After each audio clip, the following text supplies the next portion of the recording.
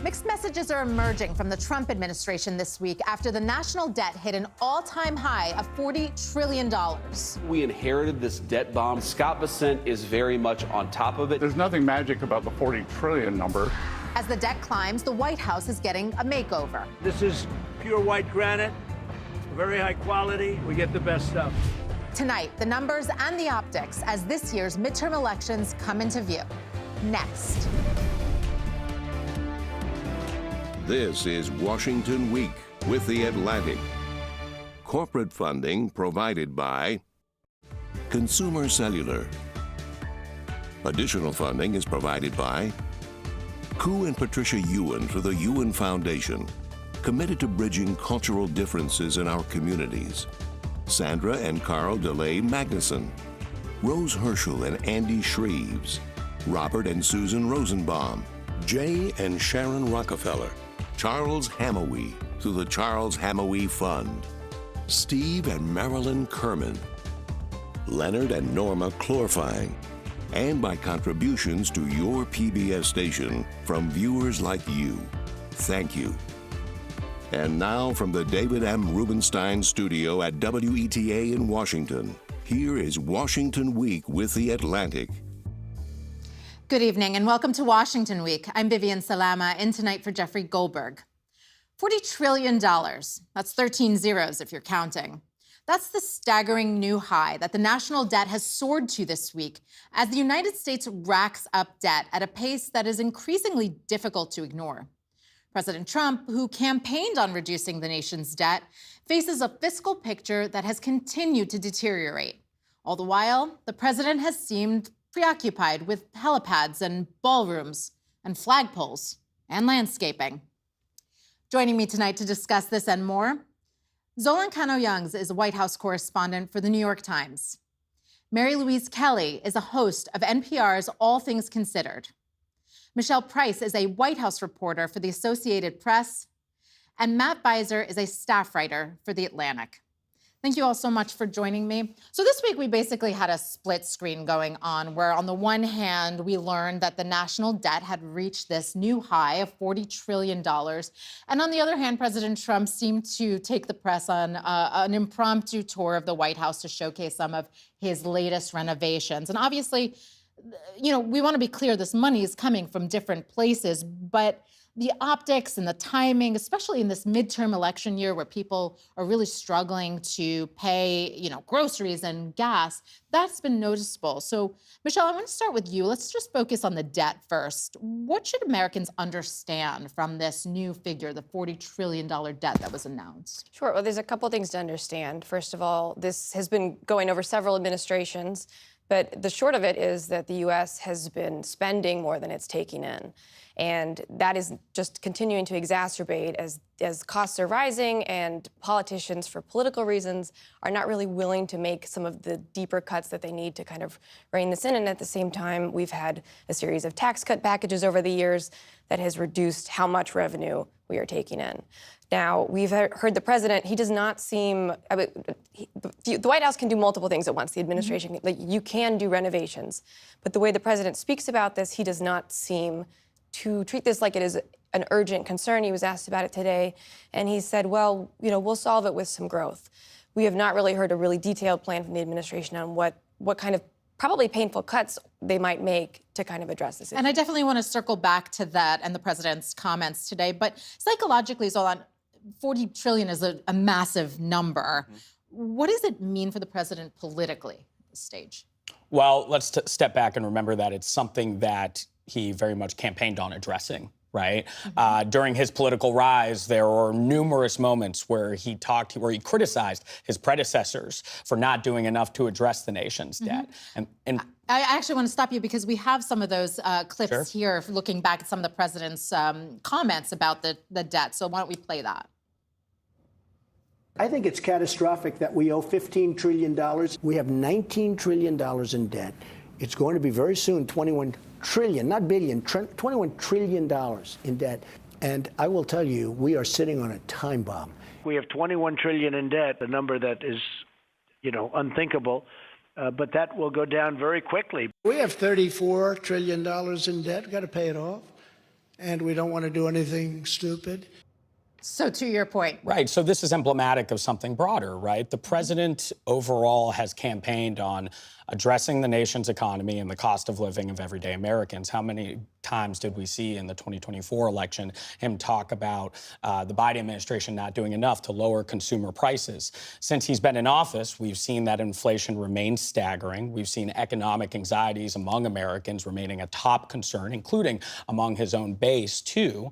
And instead of going out and talking about things like Trump accounts and sort of the tax cuts and having a focus on that, which I know many Republicans would like him to talk about more, we're seeing him more often leading reporters on a tour of sort of these legacy projects, right? And then you ask yourself, does this now speak to a break between the priorities of a president focusing on his own legacy and a party that has their eyes on the November elections and the future as well? Absolutely, and we're going to get more into that question in a moment. But Mary Louise, Treasury Secretary Scott Bessent says this isn't a magic number. Both he and the president, as Michelle just said, say that we can grow our way out of this debt. And so are they right? And why haven't they done so if that's the case? They're certainly right that growth would be helpful. The challenge, as our chief economics correspondent, Scott Horsley, was explaining it on air today, is you need the growth to outpace the growth of the debt, as you were outlining, Michelle. And right now we have the economy growing at an annual rate of give or take 2%. You have the debt piling on at an annual rate of closer to 6%.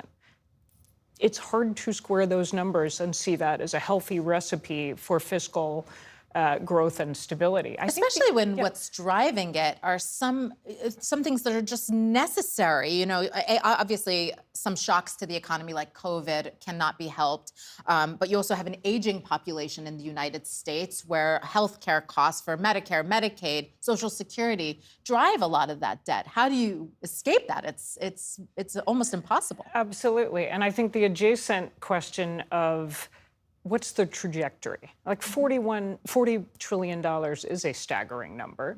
But the question is it moving in the right direction? Is there a trajectory where it will change? And the consensus appears to be no. The government needs to bring in more money. The easiest, obvious way to do that is raise taxes. That's a hard sell at any moment. And it's a really hard sell when one of the knockoff effects of this is inflation. Groceries are costing more, gas is costing more, paying your mortgage, taking on credit card debt, all of those things. You want to raise taxes too? That's a very hard sell for Congress. It's a very hard sell for the White House, particularly in an election year. And so, Matt, we just played that montage of the president over the years talking about, you know, the catastrophic effects of a growing national debt. Other Republicans have spoken about it too. They've called it existential threat. They've linked it to national security. And so, you know, the Republican Party used to be essentially the sound of the debt alarm. What has happened there?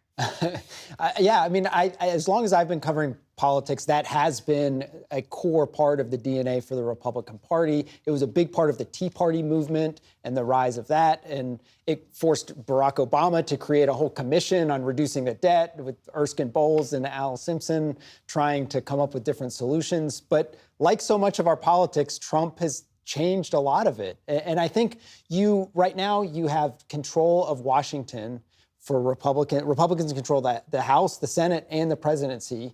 The one piece of legislation that Trump pushed through in sort of his signature piece, the big, beautiful bill, added $4 to $5 trillion to the debt. So they've had their opportunity now controlling all levers of power and haven't really put a major focus on it. I think the question is whether whether this still resonates with voters, whether there's going to be a political price to pay. And I think Trump is kind of banking on, no, this is not resonating. And so they can sort of get away with adding to the debt because it's off in the future. It's hard to imagine. And so much of it is messaging, right? Yeah. Where if the president can kind of message it and be like, we're taking care of it, a lot of voters will believe it because it's not something that's so tangible as, the price of gas, and especially if they kind of decouple them, right? Yeah, it's future generations, and they're not voting, right now. So I think that's kind of, the gamble that Trump and Republicans are taking. It's hard to decouple. You cited the how many zeros is Yeah, on that figure. 13. It's your eyes glaze over about 7 digits in, and you just can't compute. I mean, what's another trillion? Sure. Between It's hard to decouple this, though. I mean, when you have people that are seeing sort of their gas prices go up and seeing the price at the grocery store, and then you even see a headline with this big of a number, maybe you struggle to understand like what that actually means to deficit, but it does send a message of, okay, things are out of control. To your point, too, on this administration moving away from that traditional stance on the Republican Party, when that bill was being negotiated last year, at one point there were concerns from fiscal Republican hawks. The White House sends down Stephen Miller, and him and Lindsey Graham basically say, we're going to pass this bill, despite the concerns that you have. The priority is on getting this funding for the immigration agenda. And this is not just a far off the road impact. And we saw this week the bond market getting very shaky about these numbers. And that was one of the drivers of it. And when those bond yields get high, that increases borrowing costs for all Americans. So there are immediate impacts, too, as those concerns about the debt and kind of a lack of a serious plan to address it start to ripple out. I mean, these are all really important issues that we have to continue to watch. All the while, just before the new debt record was announced, President Trump embarked on a little tour of the White House where he took reporters around the grounds to showcase some of the new renovations and upgrades that he has been pursuing. And to be clear, the renovations are not what's fueling the national debt, but of course, the optics are there. Let's just give viewers a little glimpse of where he took us. This is the highest quality stone you can get. This is pure white granite, very high quality. This grass is the highest quality. This is a great pole. This is the top of the line. I'm very good at flagpoles. A lot of times I get criticism, and then when they see the final product, they say, that was great. I've got a long list in front of me of just some of the renovations that are taking place, not just for the White House, but around D.C. You've got the ballroom, which, of course, the Supreme Court today ruled that the Trump administration can continue construction on. Rose Garden makeover, the new helipad he was just talking about, the Eisenhower Executive Building. I mean, the list goes on and on, not to mention the reflecting pool, which Matt Viser has a PhD in the algae condition of that. We'll get to that in a second. But Zolan, what is the president actually trying to accomplish here? I mean, is it aesthetic or is this a political effort here? I mean, he's made comments about this and said that at times he thinks he is more of a builder than actually a politician. Right. He now in this period where he's cementing his legacy, clearly this is where what he wants to focus on. It's his happy place. Reflecting pool. It's his happy place. And also we saw like little sprinkles of this in term one with the border wall focus as well. Like he wanted to talk about something that is tangible and that he could build. And now you're seeing that translation to the ballroom and the reflecting pool. But again, I think it's worth emphasizing, like, you campaigned on addressing the cost of living and daily issues of voters. It was his thing. Of course, it was his main sort of driving issue, that and immigration. And now you do hear these concerns from Republicans quietly of, we really could use a consistent strategy from the White House. We really could use a consistent message to address these economic concerns. And when you have a president focusing on the gold in the Oval Office or the ballroom, that isn't exactly the empathetic tone that you might expect you would have in a midterm year for voters, that many of which are struggling. Just to be clear, Mary Louise, renovating the White House is not unprecedented. Other presidents have. President Truman rebuilt the interior partly because it was falling apart out of necessity. FDR made many renovations, both to the inside and to the vicinity of the White House. So why is President Trump's remodeling getting so much blowback, even amounting to legal challenges, we said, going to the Supreme Court? It's a great question. I mean, I think the legal challenges are one piece. If we just look at public opinion, I have to wonder if it has to do with these are real things you can see, you can touch. Most of us will never, most of us are not at the White House every day. I'm not at the White House every day. But my morning jog takes me past the Kennedy Center, which has been tarped and, is behind massive fences to this day. We can't verify what is on the wall. what name is written on the wall. And then I keep going and I jog as close as the National Guard will let you to the reflecting pool. And I think it's so many norms are broken every day in this country. We're in a moment where I know on air I'm often struggling, talking about the uncharted waters we find ourselves in here, or a norm that has never been tested in the courts before here. You can go to the edge of the reflecting pool and look and see it. And it looks really weird. and I think it's something that is just tangible with all of the changes and stresses that we're seeing on the system right now. You can look and say, this is, whether you love the changes or not, they're unusual. We haven't seen anything like this.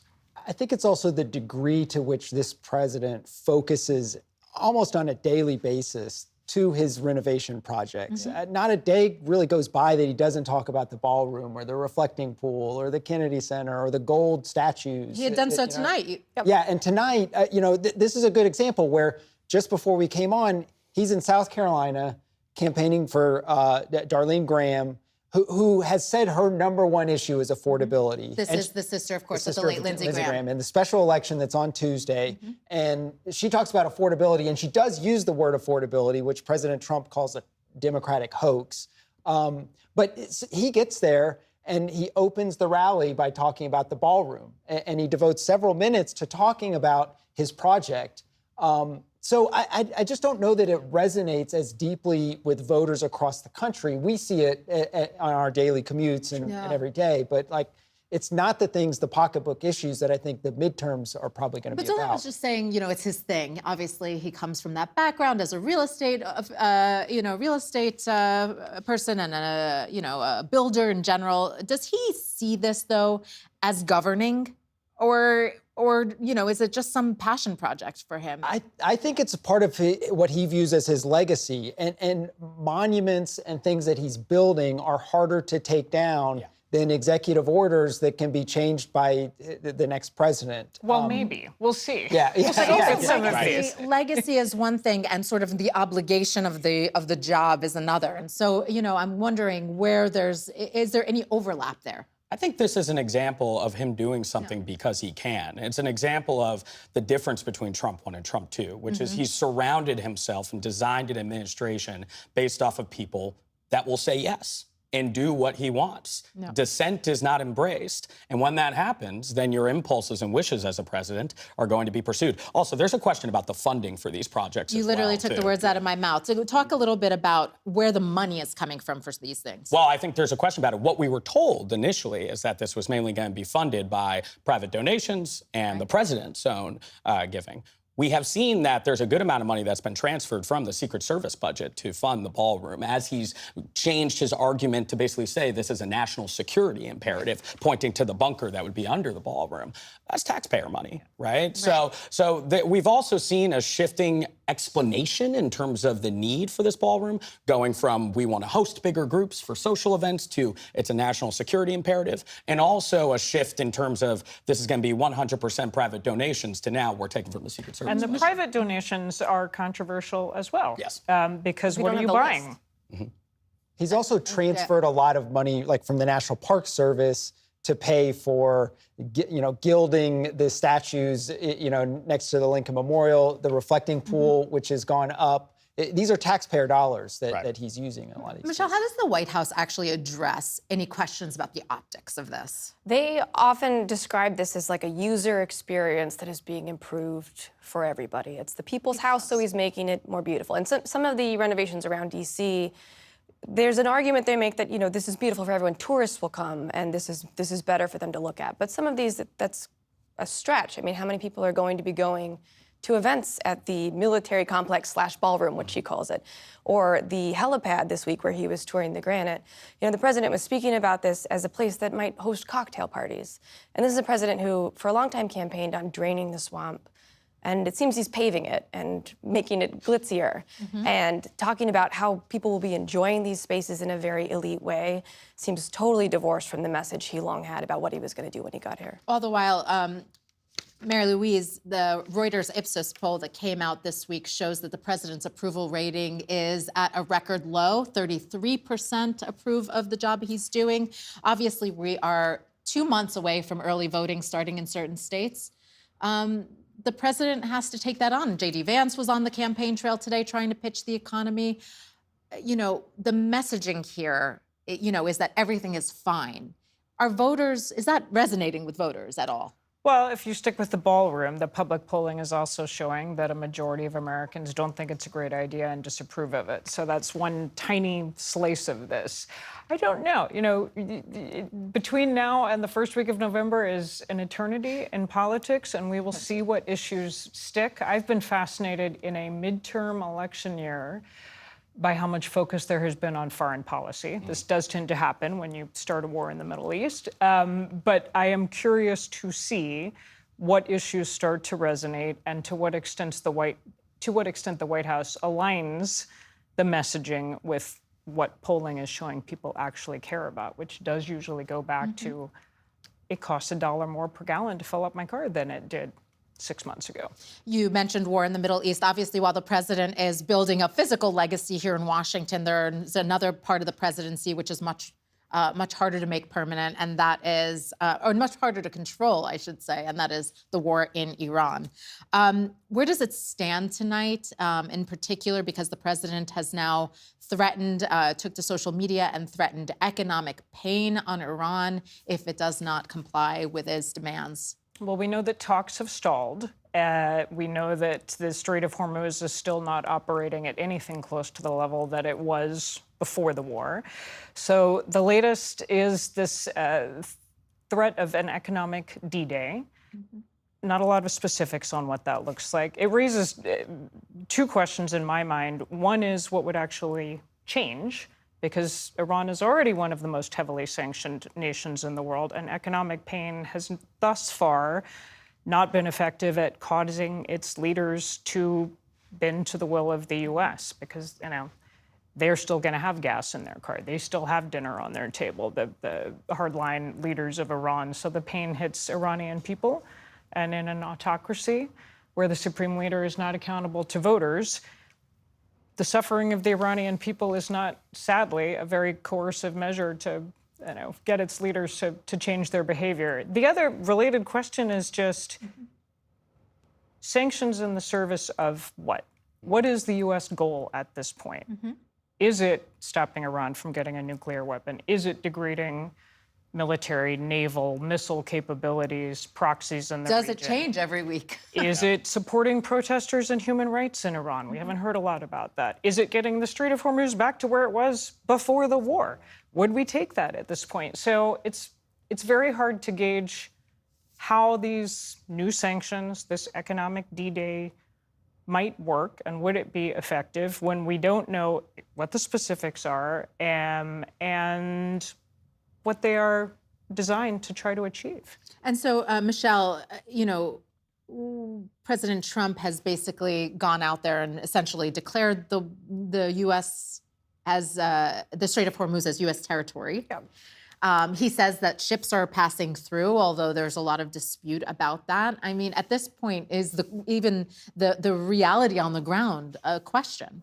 Yeah, I mean, I think we've reached a point, I think there's actually been some numbers to back this up, right, where we would see the president make declarations that we're winning the war, the strait is open, we have a deal, that you'd even see like the market react, thinking, okay, this is happening. And the markets are not even reacting now that there's a credibility kind of crisis for these statements. And we have heard over and over again that the strait is open, that things are moving normally. And then we see reality and that the ships aren't getting through or that they get attacked. And it's kind of hard for you to for the president to wish cast this to be one way when you have hard facts on the ground and you see images of a ship being attacked. Zolan, we have less than a minute left. The president, obviously, on the one hand, threatening economic pain. On the other hand, there's still talk of a deal, maybe on the distant horizon at this point. What is the hope for that? I'm not hearing much momentum as far as the talks right now. They could always resume. We could always see that speed back up. But right now, it seems like we're in an economic endurance test. It's gone from a full military assault into an economic tug of war. And who's going to feel the pain and who's actually going to give in? I mean, we'll see if the president actually makes good on this threat to also go after people that are supporting Iran economically. That would include China. We haven't seen him take that aggressive approach against China in the context of this conflict. So we'll have to see. But at this point, it seems like we're in an economic endurance test with heightened rhetoric and not a lot of specifics. Definitely something to keep watching. Well, we're going to have to leave it there. And thank you to our guests for joining me. And thank you at home for watching. To read more of Matt's great reporting on Washington's makeover, please visit theatlantic.com. I'm Vivian Salama. Good night from Washington. Corporate funding for Washington Week with The Atlantic is provided by... In 1995, two friends set out to make wireless coverage accessible to all. With no long-term contracts, nationwide coverage, and 100% U.S.-based customer support. Consumer Cellular. Freedom calls. Additional funding is provided by Ku and Patricia Ewan for the Ewan Foundation, committed to bridging cultural differences in our communities.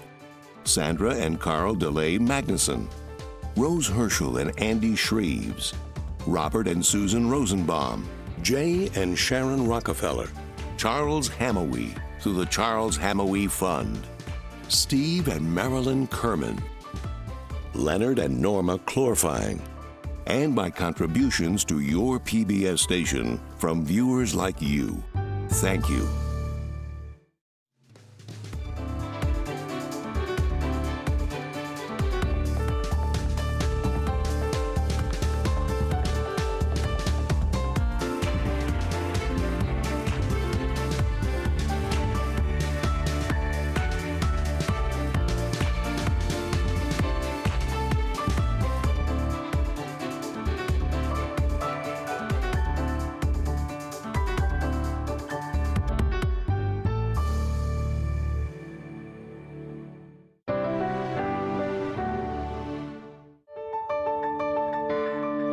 You're watching PBS.